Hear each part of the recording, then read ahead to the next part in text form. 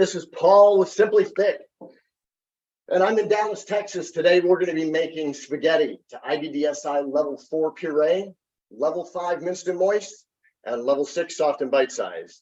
And I'm going to sit down with a big glass of wine and drink it. I've also got Leslie Levanovic, speech pathologist in Phoenix, Arizona, on the line. Leslie, can you say hello? Hello, everybody. Thank you for joining us today. I think this is going to be a great presentation.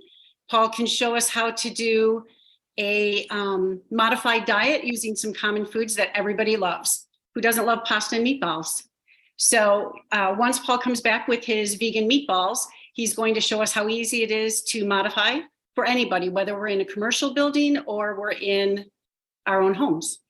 So when Paul comes back, what we would like to do is start by showing you how to break down some vegan, pre-made vegan meatballs. And he's going to, as he mentioned, break it down to level 4, level 5, and level 6. Then he's going to go into the pastas and more than one pasta today so that you can see how different pastas can meet IDDSI guidelines for stickiness and size. And another project that we are going to show you is how to thicken a carbonated beverage, because it is, as you may or may not know, a little bit different than thickening your water, coffee, uncarbonated beverage. So Paul, do you have meatballs good to go? Yes, we are ready to go on spaghetti and meatballs. Thank you. And if you'll switch me over, we can probably start down here on the close camera. Okay. You got me? Yes. All right. First things first, we got to get a sauce going. So we're going to start with our traditional Prego tomato sauce. I have tested a little bit of this in advance. And what you can see here, hopefully, are the, I'm going to switch this over, Leslie, for a minute. What you can see here, this is the Prego right out of the jar. Let's see where we started this. Just over 30 minutes ago. So this spaghetti sauce right out of the jar is weeping thin liquids. That's what we're going to refer to it as. That's what it's referred to as on the IDDSI protocol. The weeping of the thin liquids is a big no-no on the IDDSI.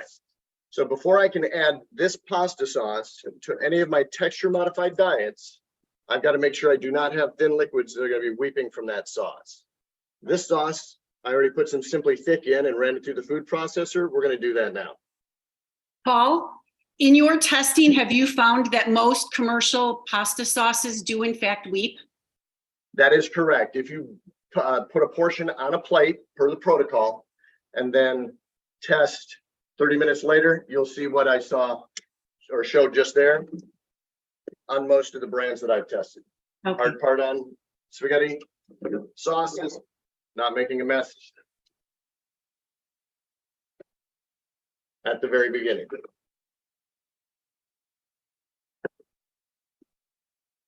All right, having tested this 3 or 4 times, I know that to get this right, I'm going to put in 4 pumps to start.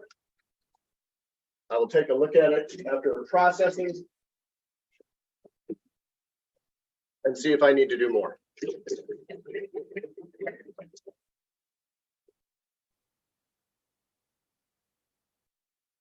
And Paul, how many ounces is that jar of Prego? 16? Say again? How many ounces of red sauce is in the jar? 16? The jar is 24 ounces, and I probably got all but 2 ounces out of it because I'm in a little bit of a hurry.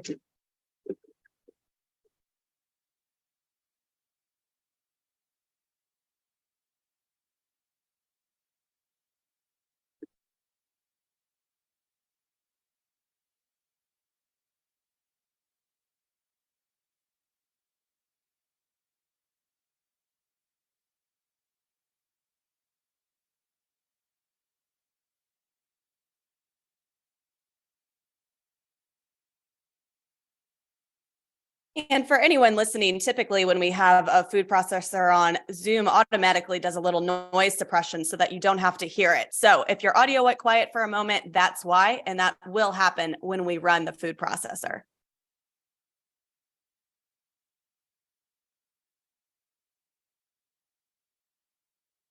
So that's the first time through the machine. That's with 4 pumps. Having done this before, I like the look of that edge, but we'll check this again toward the end just to see and make sure we've got it right. The other test is to take a little bit and put it in your mouth. That's easy enough. The When thick. you take that small portion, you're using your tongue, teeth, rolling it through just to make sure all little pieces of onion and tomato, parsley, whatever, have been properly broken down and worked into the sauce. So this looks good. This looks good. We'll put it to the side. Let me get this food processor cleaned up for a half a second.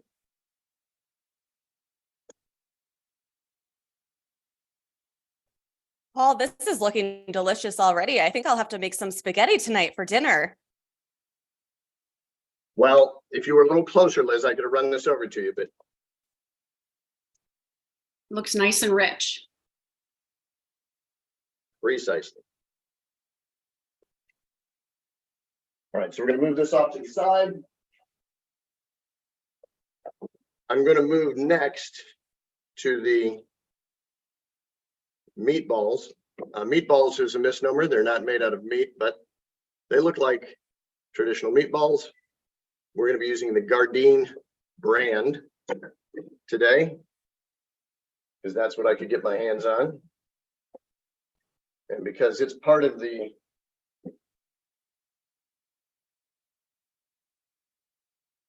Paul, I have a question for you. ma'am. Because everyone might not be familiar with vegan proteins. If you were making meatballs with an animal protein, would the process be the same as what you're doing today with the Gardein plant-based meatballs? That's a great question, Leslie. My experience with doing the meatballs, I haven't had any issue with any of the imitation meat products, the Gardein and assorted. Depending on the brand, when we were testing breakfast sausage, we would cook the sausage, leave some of the oil behind to help emulsify. There were certain brands of sausage we just couldn't get little pieces of cartilage perhaps to break down completely. So that'd be my primary caution. Obviously, there's no animal cartilage in the imitation product. So I don't know if that was the only difference, but that was noticeable in the test results.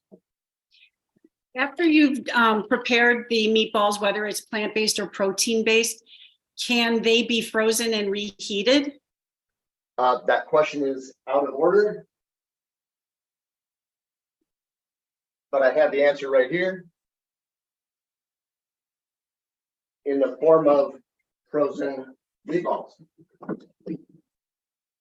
Oh, that makes, I mean, that. Sorry, I hid them from myself. So what I did for some prep, this is beginning of the month, April 2nd. I was working on this recipe. So in this vacuum bag, I have 2 frozen L4 vegan meatballs.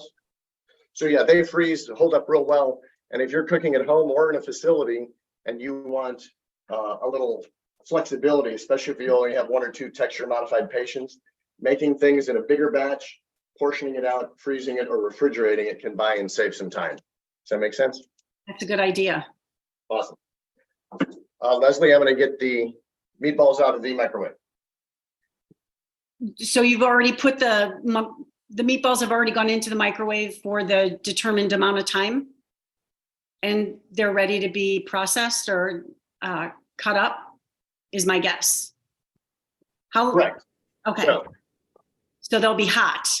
They will be hot in this case. Leslie, can you switch me over to the close-up?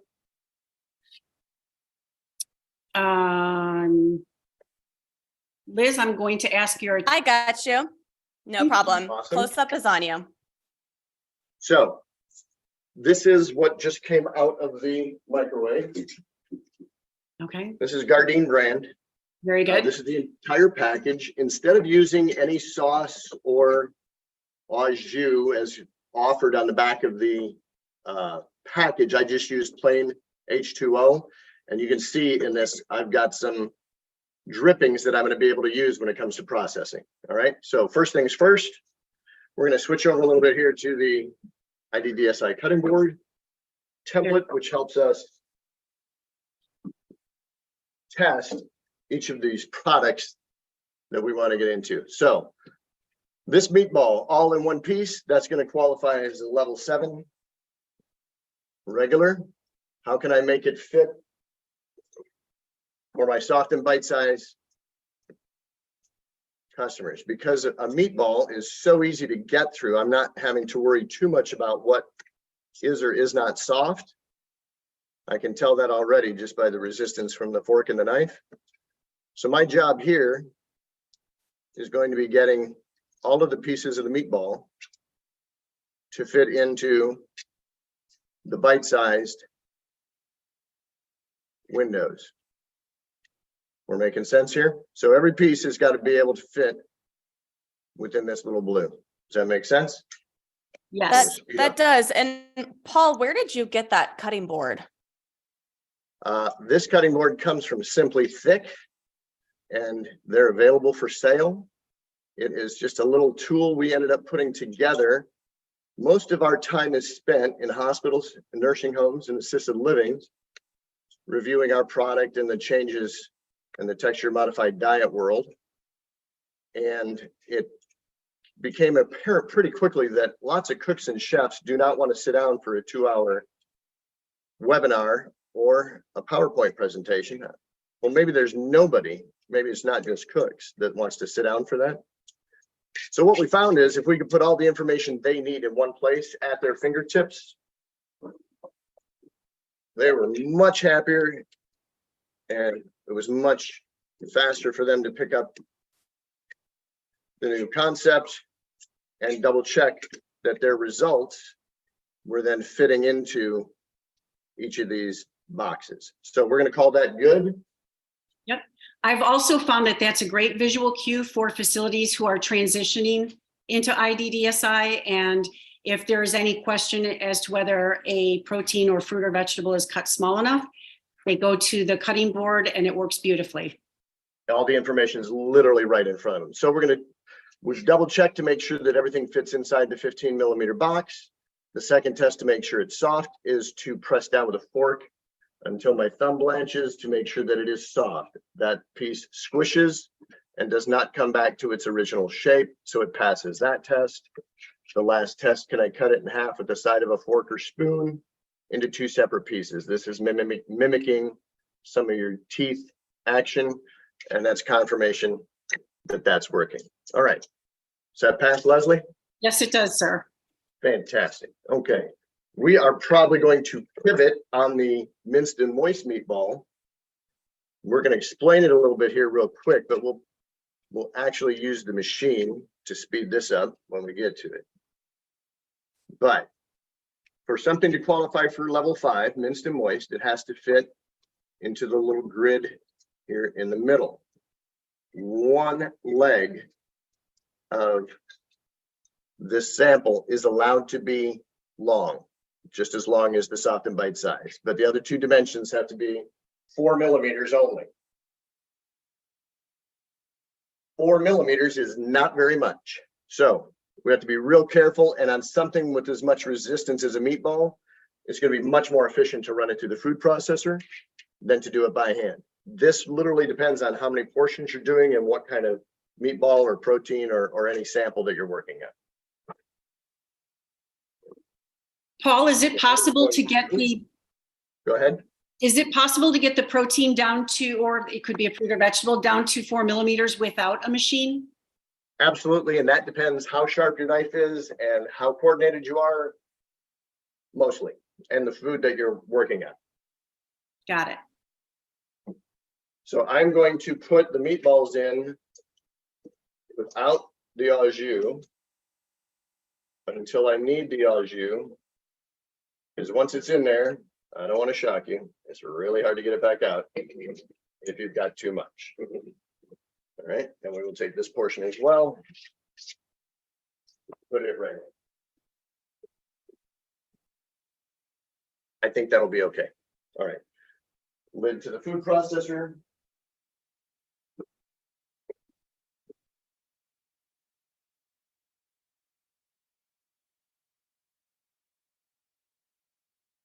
And also for all of our followers watching out there on Facebook, you're welcome to add a comment or add a question as we're going through this presentation, because we'd love to hear your thoughts and questions and have a dialogue with you about what's really going on here. So feel free to drop a line. Ask Paul why he's breaking the food processor.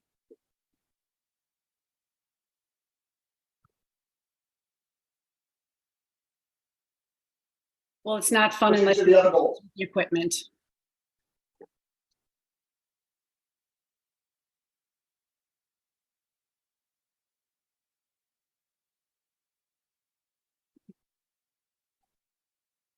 All right, that was bigger challenge than I had hoped.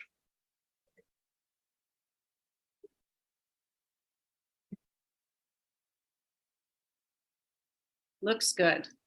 Voila. Well, that was easy. So what we're going to do now is pulse this a few times and try and get those meatballs down to the 4 millimeter mark on the cutting board.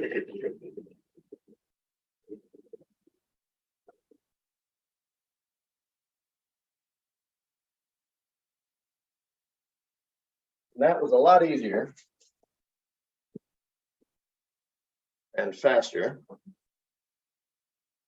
than doing it the other way. Some of these are still a little resistant, but by and large, 3 or 4 pulses.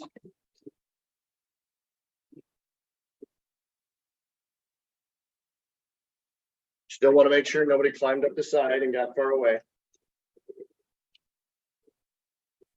That really is a tremendous resource, having that cutting board right there to check the size of your modified proteins.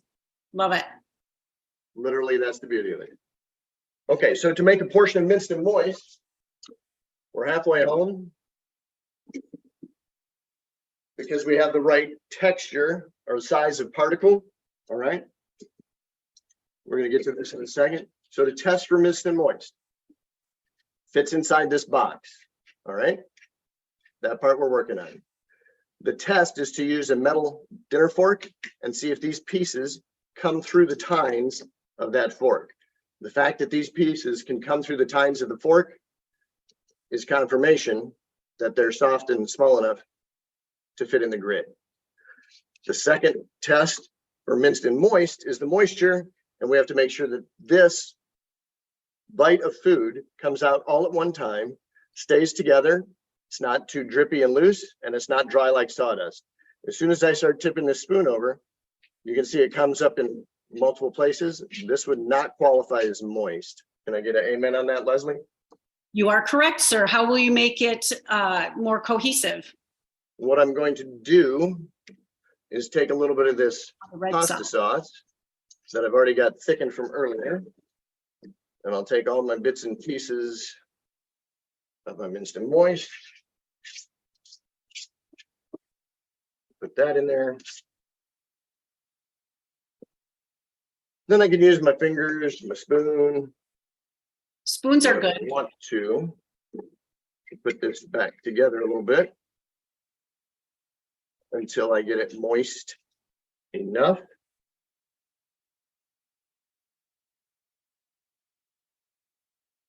All right. I'm hungry. So, does that look good? Yeah. All right. So now I can put it back in the shape of a meatball if I'd like. And we have one of our followers, Jen, who said, great job, very helpful. So well done so far, Paul. Awesome. Thank you. I'll keep going then. All right. So what we're going to do here on the spoon tilt test is I'll take a portion of this minced and moist, and because it's now in the spoon, I can plop it down. It sticks together. I may want a little bit more moisture on here. Leslie, this is a little in between. Little bit, but I mean, overall, you were able to form it with the 2 spoons. But for the spoon tilt, probably a little bit more of the red sauce. Correct. That's the way I saw it as well.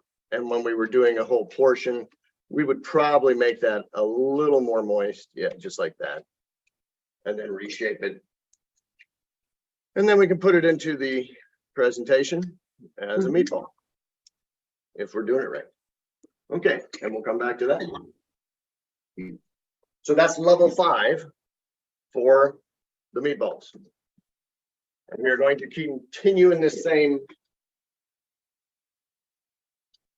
food processor, but we're not going to put red sauce in. We're going to try and recreate these meatballs and keep them away from that sauce.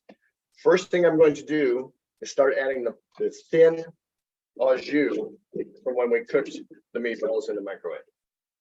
See what kind of response I get.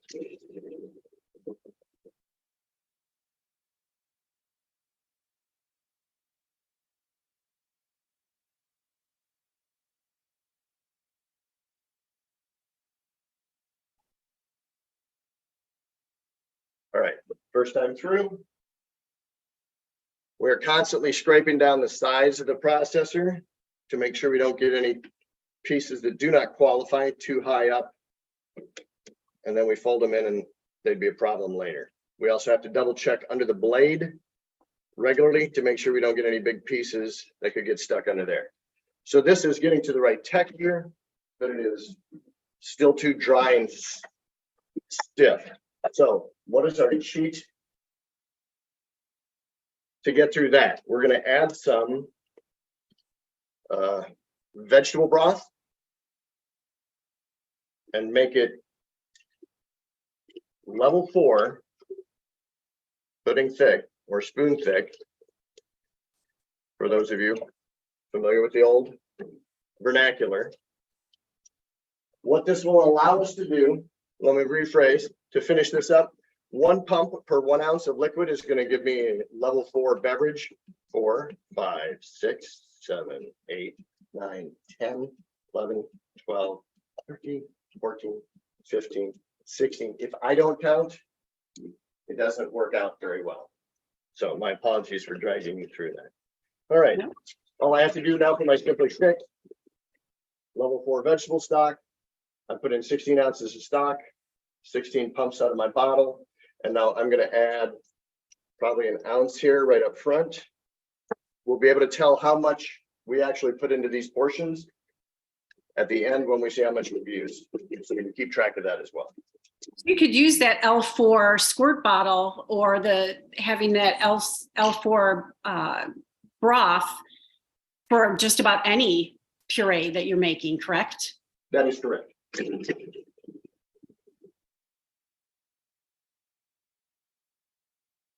So easy.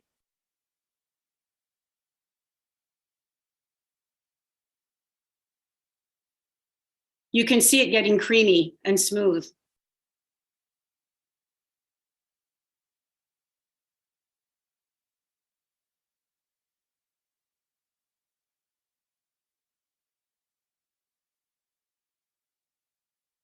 I don't know if you can see that, Leslie. We got a nice. It looks good. Maybe a amount of moisture. We still have some particulates, I'm quite sure. So we're going to take a taste. Smooth. It's in pretty good shape, but it needs another 20 to 30 seconds. Talk amongst yourselves. Does it have enough L4 in it?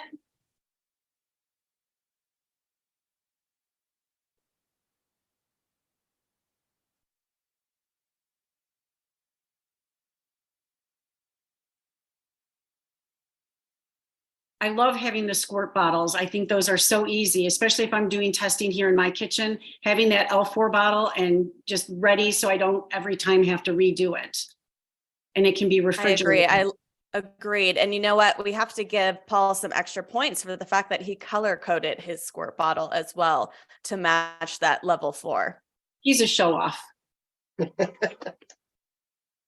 Well, I don't have a rebuttal for that, I'm afraid. All right. So Leslie, this looks pretty good now. Yeah, it looks great. Let's see if it passes the old test. The old test? Yeah, the old IDDSI test. For puree? Yes. Coming right up.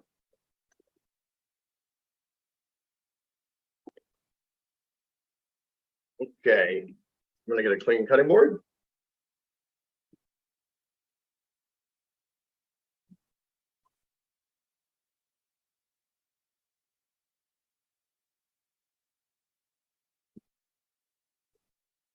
Next time, we're gonna need a busboy in this location, FYI. All right. So we're over on the end here of the cutting board for L4 puree. Food sits on a mound up atop a fork. So that sample certainly sits up on top of the fork. The proteins we don't typically have to worry about. The fruits and vegetables tend to run a little thin for most people, and that's where we're really watching out. That little tail, we'll talk about that when we have a better example. You can almost see the protein doing that, but it's not dripping through. It's just the way I portioned it out. So the fact that it's not dripping through the fork is a sign that we did this part correctly. The second part for puree is very similar to this test on the level 5 minced and moist. We're going to take one portion. It has to release from the metal spoon all at one time to make sure that it's not too sticky. That took a couple of little flicks. That's information we just need to add to our calculation. Is I it still smooth? like it. Is it smooth when you taste it, Paul? Yeah, it's very smooth. It's pulling on the fork just a hair. The real test, as Leslie taught me, is take a small portion, put it right in the middle or the base of your tongue. If you can swallow it without chewing or manipulating it with your tongue or teeth, then you got a fighting chance of it being the right level. If when you put it on your tongue, your instinct is to try and get your tongue on it and get a grip and see what that is, and you start getting little bits and pieces or seeds or gristle or anything like that, that's a fail. We want as smooth as whipped potatoes with no skins and no lumps. No lumps ever. All right. And what we would do now, what I typically did when I was making the larger batch of meatballs, is I just scoop them out of here with my small disher, as I did for those in the frozen package. Put them on a sheet, freeze them, and then I vacuum pack them so they maintain their shape. Cool. Paul, I And have we a do- question. I'm sorry. I was going to say, we do have a quick comment from Nancy Yezi as well. She says she loves the ease and thoroughness of this. So thank you, Paul, for all of the details that you're sharing with us. Awesome. Wow, it's already the bottom of the hour, so we are going to speed up. I can talk faster, so that's good. What we're going to do now is spend a little bit of time on typically the hard part, and that is going to be the pasta itself. Did this one last time. This goes toward the camera. Okay. The challenge with pasta, it's 100% sticky wheat flour. That's what we make it with. If you think about wallpaper paste, flour and water. Okay, so we've got the flour, we've got that awesome wheat flour. The challenge with getting it so it's not too sticky, we ended up having to boil the starch out of the pasta. We tried everything from al dente to a little over al dente to way over al dente, and we ended up settling on, doesn't matter the pasta, angel hair or fettuccine noodles, boil it for 30 minutes. No, it's never going to be al dente and qualify for puree. That's just something we're going to have to pass on and hope we can give a palatable dish in place of that. So we're boiling the pasta as much as we can. So this is 8 ounces of stellini pasta. This is the raw version. I'll probably move over here to this so you can see a little bit better.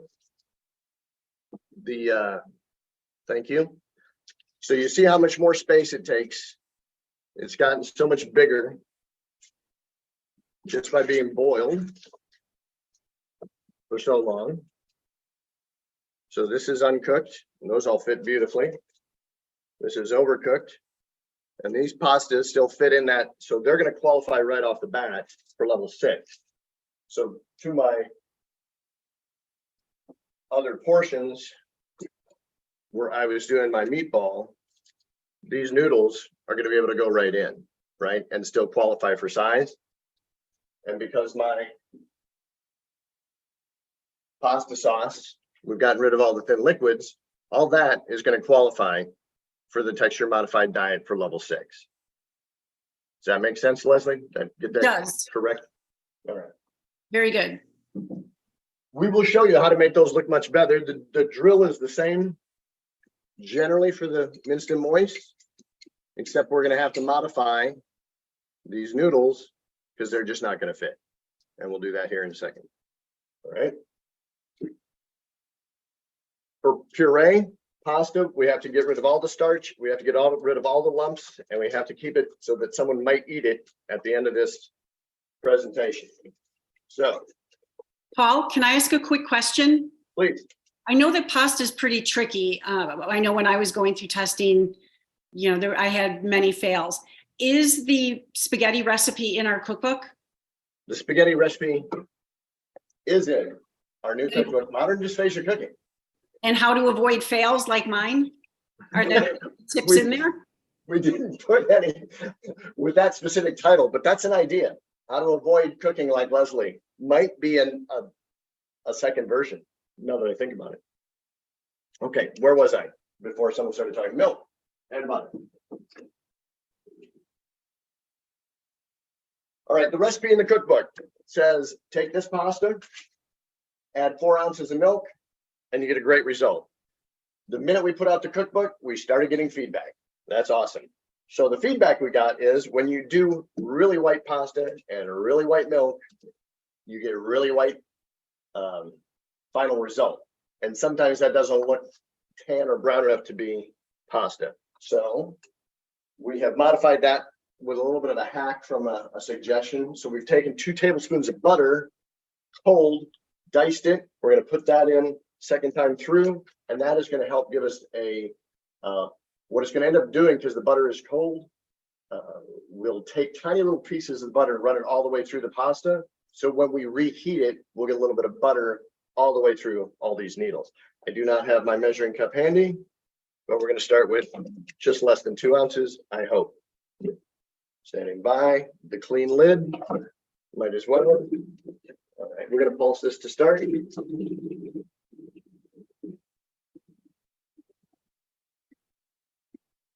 going to break it down.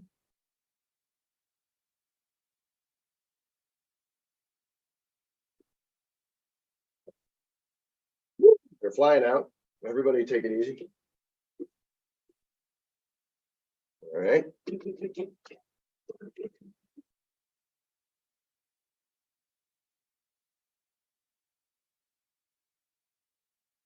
Leslie, after a few pulses like that, these are almost to the point where we could get them to fit into the grid. The 4 millimeter? The 4 millimeter, the problem is after testing, they were still too starchy. So we ended up having to put more non-sticky liquid in it. All right. And I'm going for milk in this case. So the reason I stop here, stopping at minced and moist with pasta was very difficult to get correct. And the pasta result from puree was so spot on that what we're doing is basically going all the way to puree, and we'll serve that to the minced and moist folks as well. Leslie, can you talk for a second a little bit about the hierarchy, where if someone was recommended to be on soft and bite-sized, they're allowed to have anything below them on that pyramid? And if they were diagnosed with level 5, they would not be able to go up on that pyramid, and I'll keep working on this. Correct. If somebody's on a modified diet, they can always safely accept a level below. So as Paul mentioned, if they're recommended to be on an L5 minced and moist, they are safe to have puree.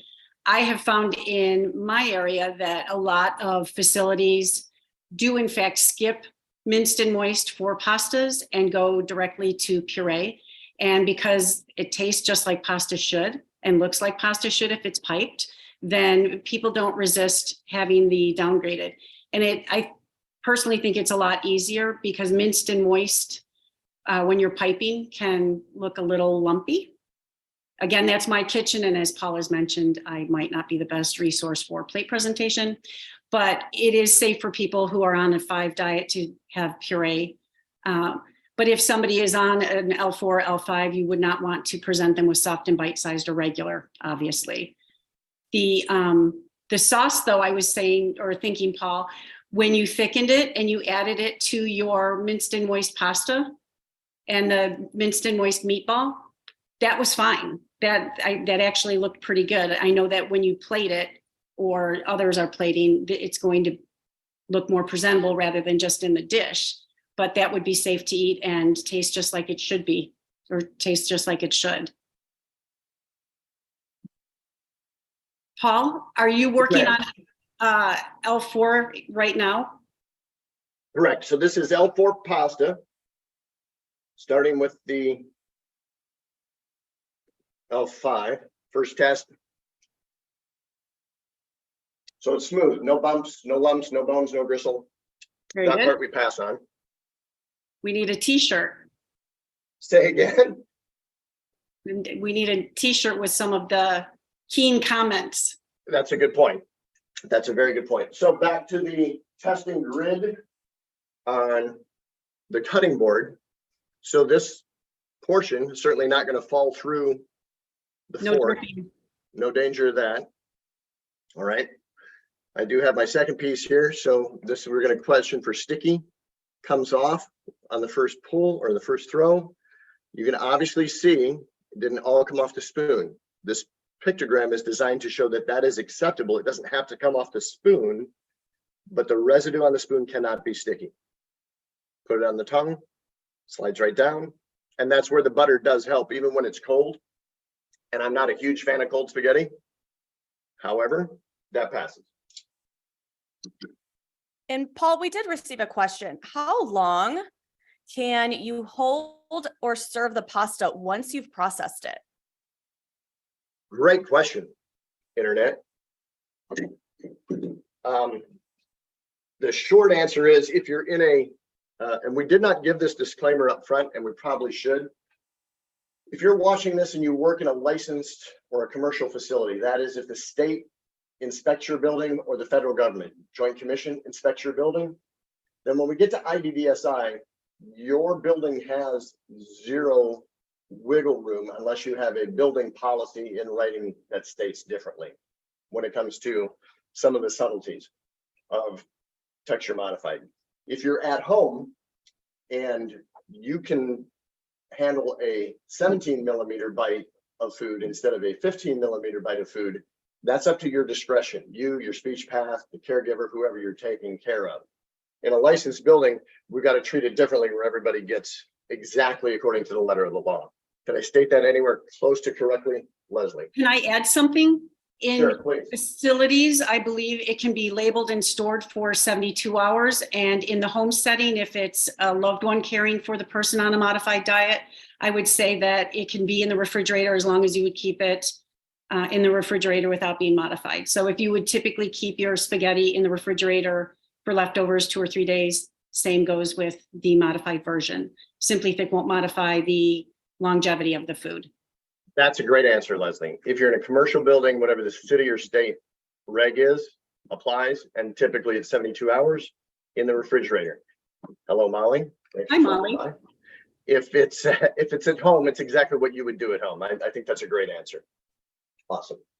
Okay, we were talking about, as we're a little behind on time, presentation and storage. When doing the test batches of different pastas, I use a disposable pastry bag. This is the one that I can get at my local cash and carry restaurant supply company. They are 17, 18 inches long, 100 on a roll. And it makes it real easy when keeping track of stuff for testing, but also when portioning. So we will see if we can find one we like. These are some that were made with just milk. One of these is really awfully light. This one I put a little bit of pasta sauce into just to give it a little color. The way I typically plate this is keep the little piece of plastic out of your portion. No one likes that. I just pretend we're making spaghetti here. And then that's so visually appealing. That looks good, Paul. That's not terrible, I agree. And then I will take the spoon and put a little red sauce halfway through, because that'll give me a good look later, hopefully. Let it put a little more on. All right, my dog wants to go out. Paul, I love that sauce technique because I always hate it when I have pasta and someone only serves it just on top and then you get through the top portion and you're out of sauce. I feel the same way about nachos actually too. So love your I'm with you technique. on that. Because my You have family, they take the top and leave the bottom dry. Blah. Yeah, exactly. You have to get it through all the layers. That's what really makes it good. Okay, so these are the minced and moist meatballs from earlier. And then I would take one last little bit, typically put it right on top. Looks good. I'll put this whole thing in the microwave for 60 seconds. Are you going to try it? You have to eat it now. Yes, I'm going to eat it, but I'm going to eat it hot instead of cold. Good idea. Cold pasta, not so much. Are you gonna have anything to drink with your lunch? Oh, Leslie, that'd be a great idea. With the new Zoom protocol, I Yes. understand that you can actually transfer things from Zoom to Zoom. Yeah, Could you make something for me to drink with my pasta?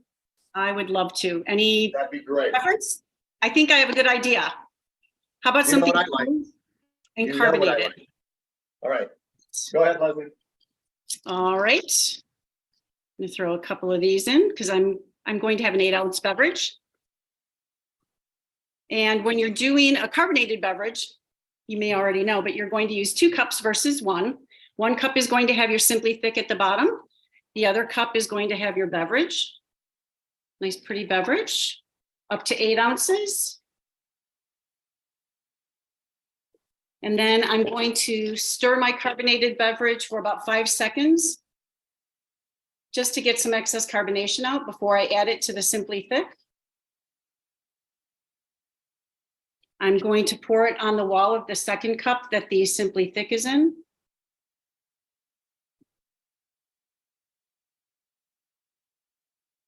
And now I'm going to stir it like I would any other beverage, but a little bit slower for 30 seconds.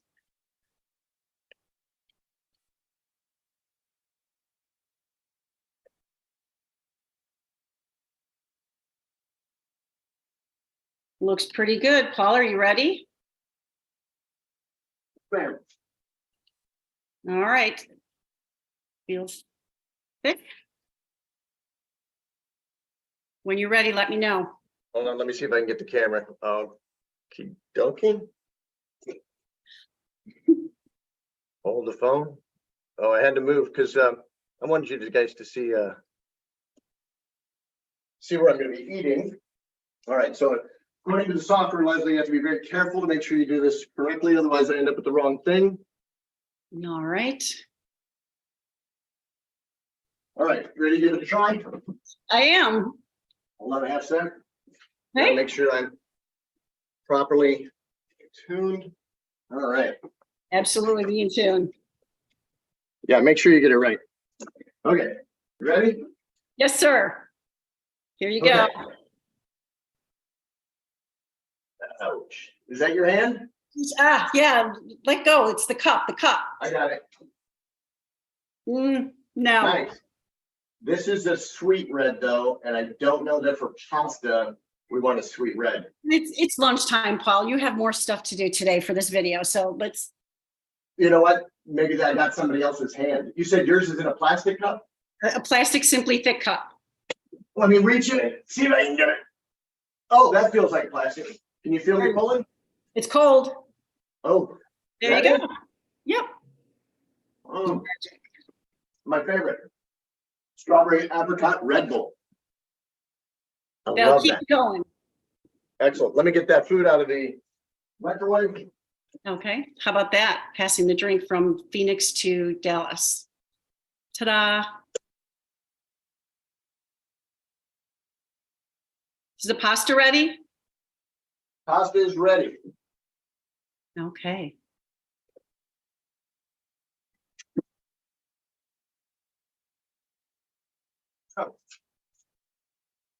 You spread out a little bit on the plate. Now that we're hot, we're double checking for any crusty edges.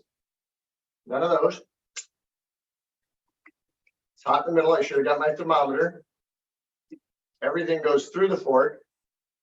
Everything stays on the fork. And I'm going to use my fork to do the spoon test. But that comes off without much of a fight. And it tastes like spaghetti and meatballs. When it started, it also looked a lot like spaghetti and meatballs. Any questions? From here, it looks good, Paul. Excellent. I think I am going to ask for that bottle of wine back, though. That wasn't my hand with the bottle of wine, so. I got a lot of dishes to do, and I don't want to shock you. My wife is not going to help.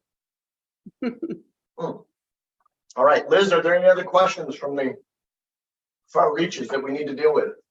No other questions. We just have a lot of great comments about it looking appetizing, great, and wonderful. So I think at this time we'll go ahead and wrap it up. But for everyone watching, you are welcome to comment even when we are done with this live, and we can reach out to you on social. Tune in to our Friday demo series, Lunch with SimplyThick. We are on at 1:00 p.m. Central every first and third Friday. Thank you, Paul and Leslie. Awesome. Thank you, guys. See you in a couple weeks.